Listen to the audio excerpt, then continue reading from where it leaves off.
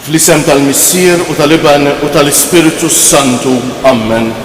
Il-grazzja ta' Sidna Ġesu Kristu l-imħabba ta' Alla u l-għaqda fl-Ispiritu Santu tkun magħkom il-koll. Eżis ħuti nixtieqilkom l-għodwa tajba nġbarna biex niċċelebraw din l-Ewkaristija jew fl-iskiet ta' qalbna nitolbu maħfra lil Mulej ħanitħejjew ħaniltaqgħu miegħu.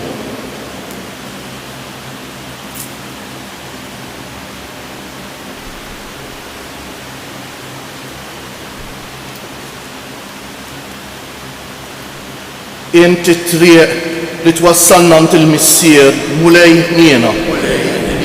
Inti l-verità li tmexxina lejn il-ġejt Kristu ħniena. Inti l-ħajja li bija ngħixu fejk Mulej ħniena. Iħenna għalina Alla li jista' kollox jaħfrilna b'nubietna u jwassalna għal ħajja ta' dejjem. Sejrin noffru dan is-sagrifiċċju tal-Quddiesa għall-erbieħ ta' ħutna il-membri kollha mejtejn tal-familji ċefaj u Magru. Nitolbu. O Alla, inti rġajt waqqaft id-dinja mġarfa billi jibnek ċekken lilu nnifsu, imla lillu liedek ferħ għaddejs, waqt jiena bla tmiem lil dawk li inti ħlist mill-jasar tad-dnub. Bibnek Ġesu Kristu Sidna li hu Alla u miegħek jgħix u jsaltan flimkien mal-Ispiritu Santu għal dejjem ta' dejjem.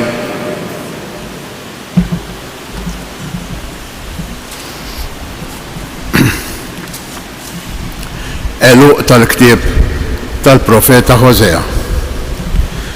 Erġa' dur, Iżrael, lejn il-Mulej Alla tiegħek, għax int tfixkilt minħabba ħżunitek. Ħudu kliem magħkom, duru mill-ġdid lejn il-Mulej u għejdulu, int neħħi l-ħażen kollu, il-qattajjeb u rroddu frott xuftejna. L-Assirja ma salvaniex, fuq żiemel aktar ma nirkbux, lanqas ma ngħidu iżjed Alla tagħna lil xogħol idejna. Għandek lil tiem isib il-ħniena. Naħfrilhom għad li xewxu kontrija. Min qalbi nħobbhom għaliex il-kolla tiegħi reġgħet lura minn fuqhom. Jiena tinkun għal Iżrael bħal nida. Ħajiftaħ bħal ġilju, eruq u jxenxel bħal siġra tal-luq. Jinfirxu ir-rimjiet tiegħu, żbuħitu ta' siġra taż-żebbuġ u jkun ifewwaħ qisu l-Libanu. U jerġgħu jiġu jagħmlu taħt id-del tiegħi. Isiru qishom ġnien, jiżbieħu qishom dilja, inbit tal-Libanu tkun tistħajjilhom. X'għandi x'naqsam mal-idoli Efraim, kont jiena li weġibtek u jien inħarsek, għalik jien bħal ċipressa dejjem tħaddar minni tikseb il-frott. Kull min hu għaref jifhem dawn il-ħwejjeġ. ħajarafhom kull min hu bil-għaqal, għax il-Mulej it-triqat tiegħu dritti, il-ġusti jimxu fihom, iżda jitfixklu fihom il-midinbin. Il-kelma tal-Mulej. Udduħajr lill-Alla. Għas-salm responsorjali nwieġbu fommi xandar it-tifħir tiegħek. Xandar it-tifħir tiegħek. Ikollok ħnina minni o Alla fit-tjubitek, fil-kobor ta' ħnina tiegħek ħassaħtijieti. Aħsilni kolli mill-ħtija tiegħi, naddafni mid-dnub tiegħi, iwieġbu, fommi xandar it-tifħir tiegħek. Int li tħobb il-qalb sinċiera, għallimni l-erf fil-fond ta' qalbi, roxni bl-ilma u nissaffa, aħsilni u aktar mis-silġ nibjat, iwieġbu, fommi xandar it-tifħir tiegħek. Oħloq fija qalb safja, o Alla, u spiritu qawwi ġeddet fija. La twarrabnix minn quddiemek, tneħħix minni l-ispiritu qaddis tiegħek, inwieġbu, fommi xandar it-tifħir tiegħek. Rod l-nena tas-salvazzjoni tiegħek u bi spiritu qalbini wettaqni Iftaħ li xuftejja, Sidi, u fommi xandar it-tifħir tiegħek inwieġbu. Fommi xandar it-tifħir tiegħek. Inqumu għal-kelma tal-Evanġelju.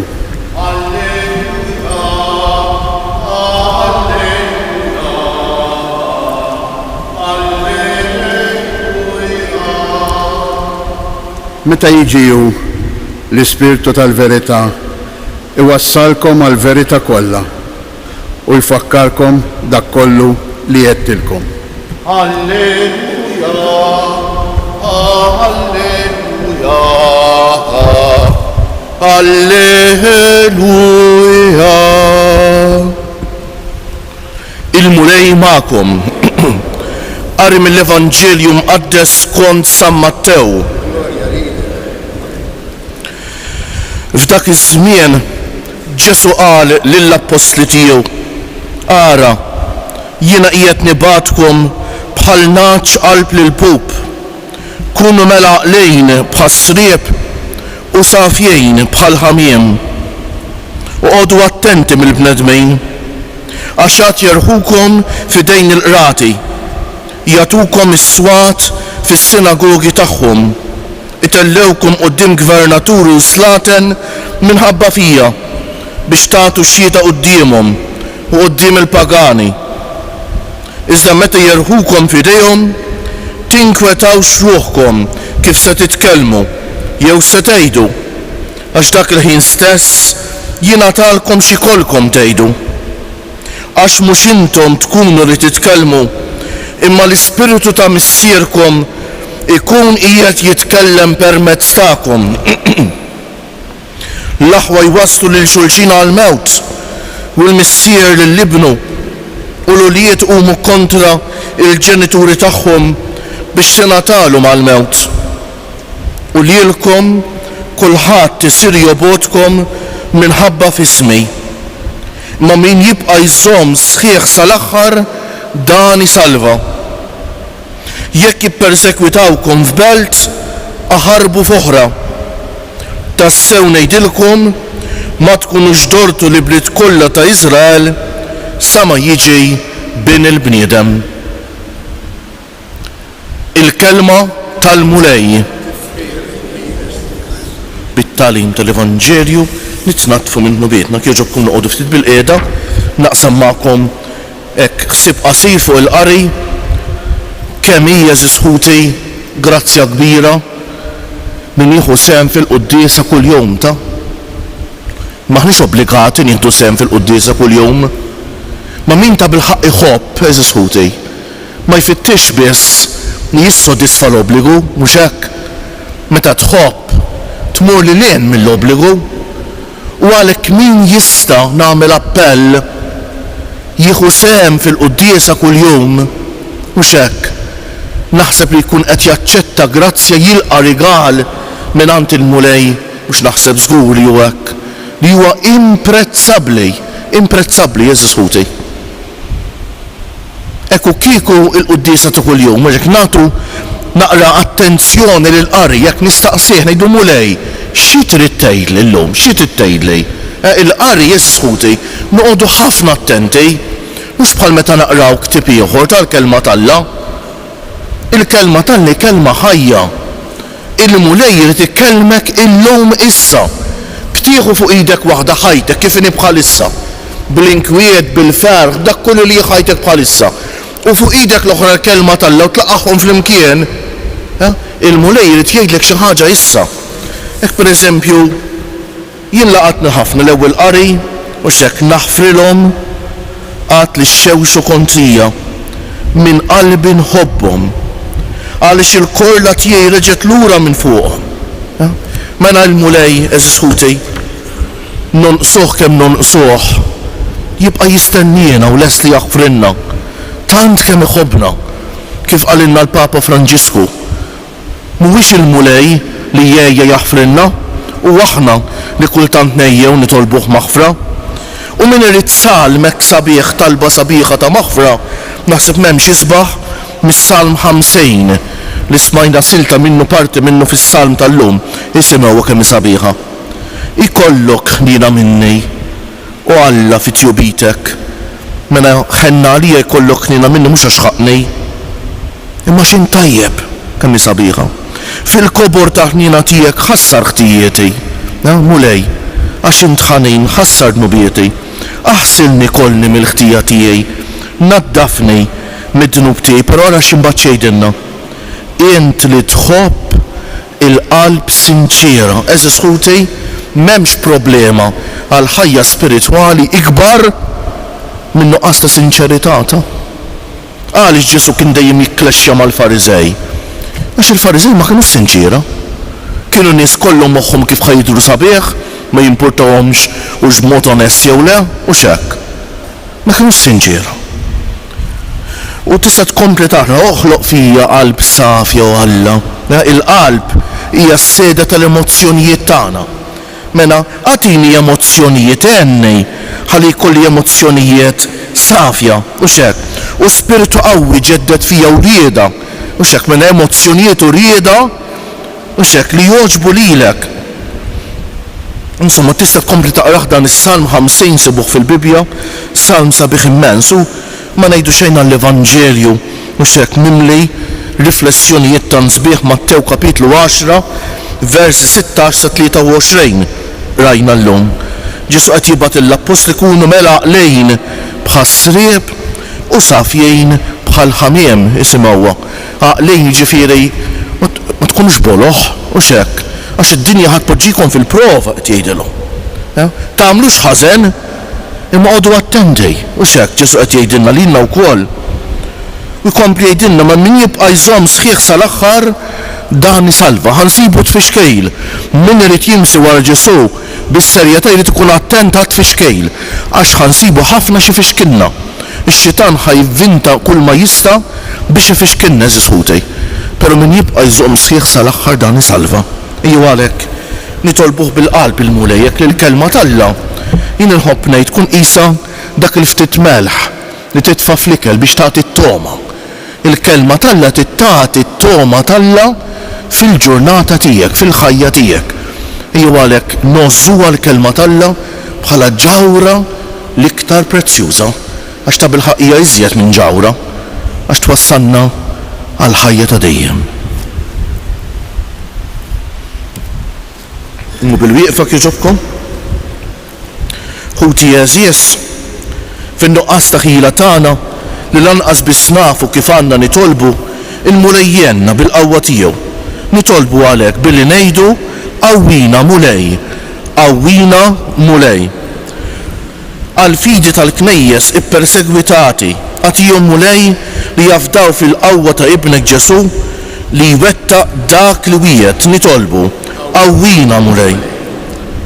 Għall-umiltà u l-imħabba li jura ħafna nies ġeddet mulej il-preżenza tiegħek fid-dinja nitolbu qawwina mulej. Qadbatija li jġarbu l-foqra u dawk li huma maħkuma mill-oħrajn biddel mulej il-qlub tal-ħżiena u jkollok ħnina minnhom nitolbu qawwina mulej. Għat-talb tal-persuni kontemplattivi wassal l-umanità għal milja tar-rivelazzjoni nitolbu qawwina mulej. Dawk fostkom li jsegwu l-aħbarijiet, il-bieraħ rajna xena fejn il-Vanġelu qed iseħħ li l-insara jkunu persegwitati fin-Nikaragwa. Il-President u l-Gvern tan-Nikaragwa keċċa l-barra l-istorijiet ta' Madre Teresa, plassis, fijiet, saċerdoti, għax erom perikolużi għalih, għax huwa gvern li jaffeċ id-drittijiet tal-foqra u jaffeċ id-drittijiet tan-nies. Eżis ħuti, il-bieraħ kellhom jaħarbu jitilqu mill-pajjiż is-sorijiet ta' Madre Teresa.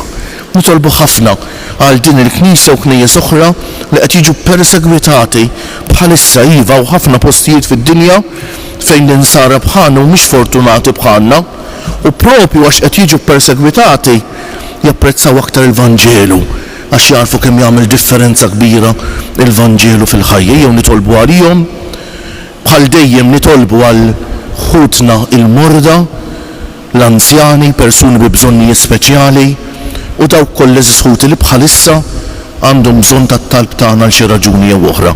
Fiskiet mofrut talba tagħna lil mulej.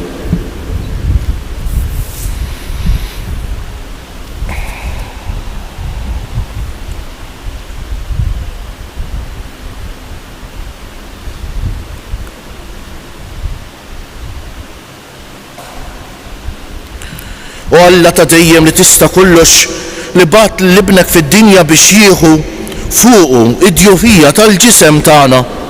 Isma' t-talb tal-poplu tiegħek u għatih l-Ispiritu qaddis tiegħek biex huma l-ħajja ġdida bi Kristu siedna.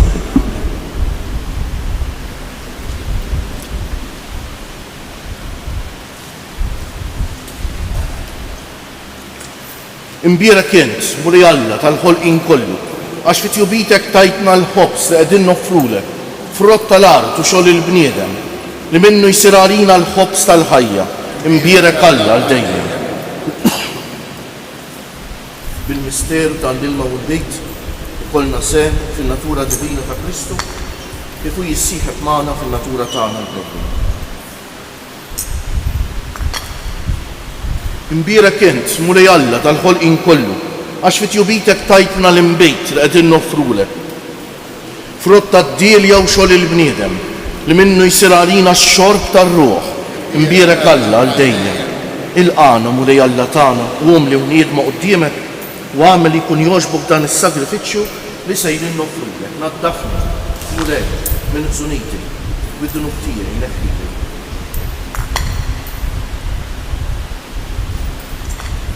Itolbu ħuti biex is-sagrifiċċju tiegħi u tagħkom ikun jogħġob l-Alla l-Missier li jista' kollox.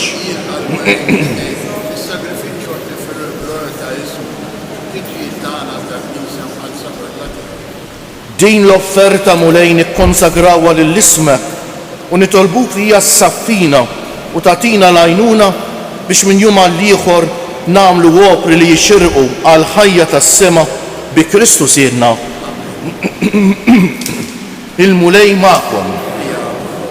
Nerfew qlubna l-fuq. Nissu ħajr lill-mulej Alla tagħna. Sewwa u xieraq tas-sew mulej missier għaddejs Alla ta' dejjem li tista' kollox tajjeb u taġid tas-salvazzjoni tagħna li dejjem u kull imkien inroddulek ħajr bi Kristu siedna. Faqda ta' mħabba niftakru fil-mewt tiegħu f'idi ħajja nisqarru l-qawmien tiegħu u b'tama sħiħa nistennewh jiġi fil-glorja.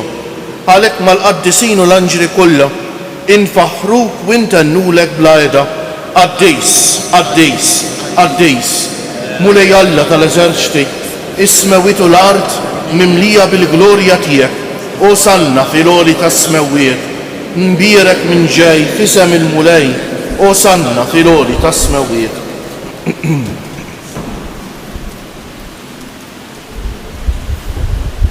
Għaddejs tas-sewwint mulej, int lajn ta' kull dusija għaddes għalhekk nitolbu dawn l-offerti bil-barka tal-Ispiritu tiegħek biex isiru għalina l-ġisem u d-demm ta' Sidna Ġesu Kristu li meta kien sejjenata biex minn rajh ibati ħal ħobs radd il-ħajr qasam tal id-dixxipli tiegħu u qal ħudu u kulu il-koll minn dan għax dan huwa ġismi li jingħata għalikom.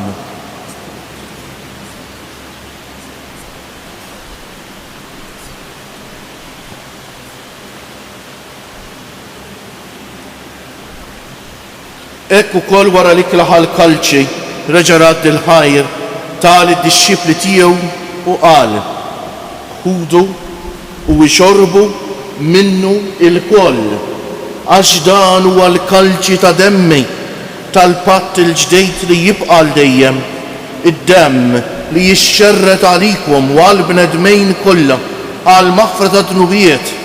Għamlu dan b'tifkira tiegħi.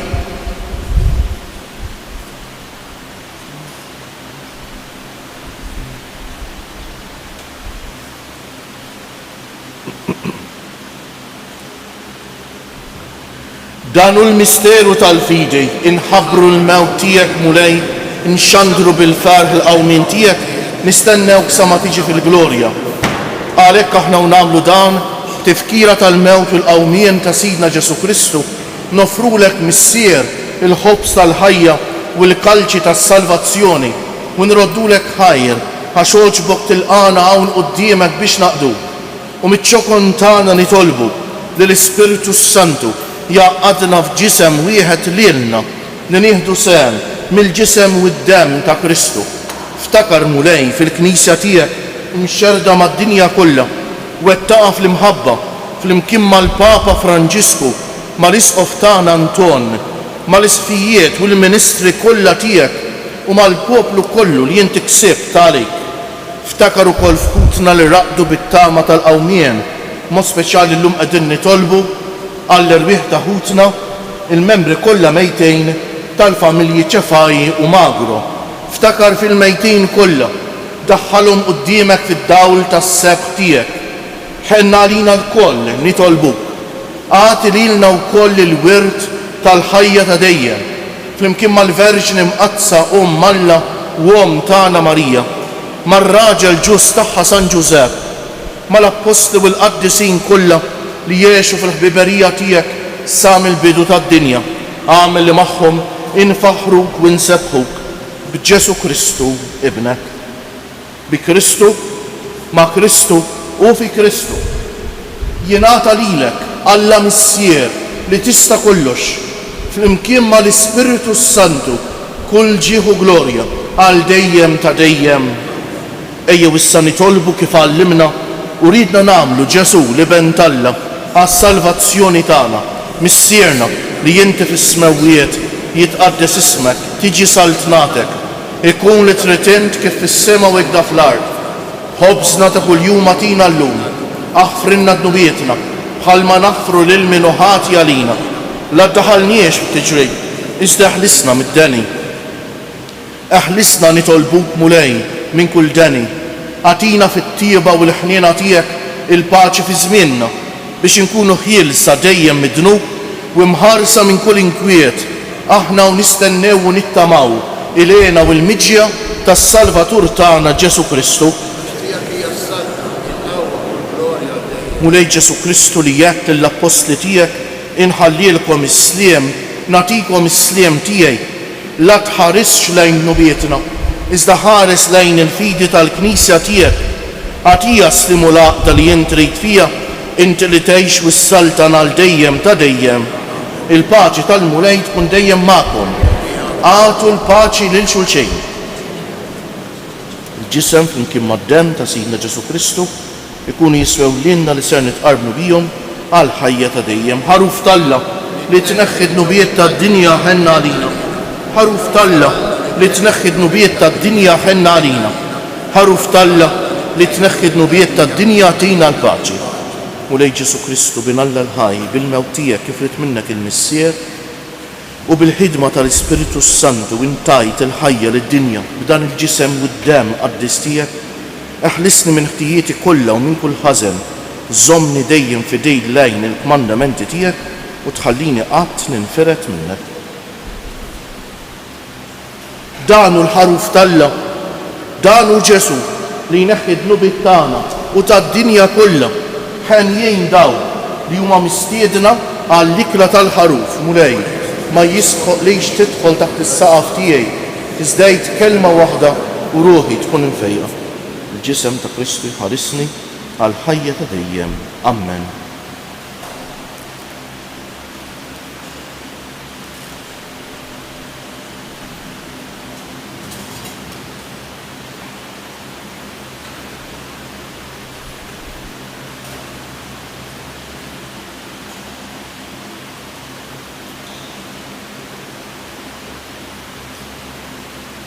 Dem ta' Kristu jħarisni għal ħajja ta' dejjem.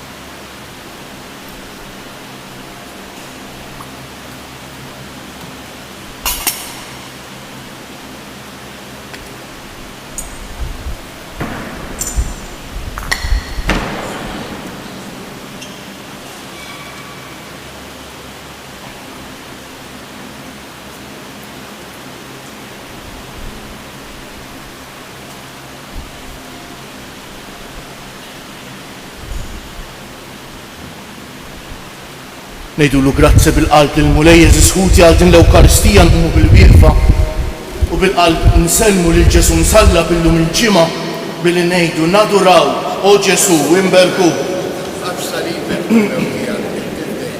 Naduraw o Ġesu imberku. Naduraw o Ġesu imberku. Nitolbu. Issa li mlejtna bajnuna kbira, nitolbuk mulej biex dejjem tatina d-doni meħtieġa għas-salvazzjoni tagħna u li qatt ma nieqfu nfaħru bi Kristu sirna. Il-mulej magħkom. Iberikkom Alla li jista' kollox, il-Missier u l-Iban u l-Ispirtu Santu. Morru fil-paċi ta' Kristu u l-jum it-tajjeb lilkom ukoll. Madonna ta' Piju, tagħna l-Maltin, hawn f'darek ġejna aħna għax inti tilqana. Madonna ta' Pinu, quddiemek ħerqana, ġejna aħna nitolbu biex tfittex tismana, biex tfittex tismana.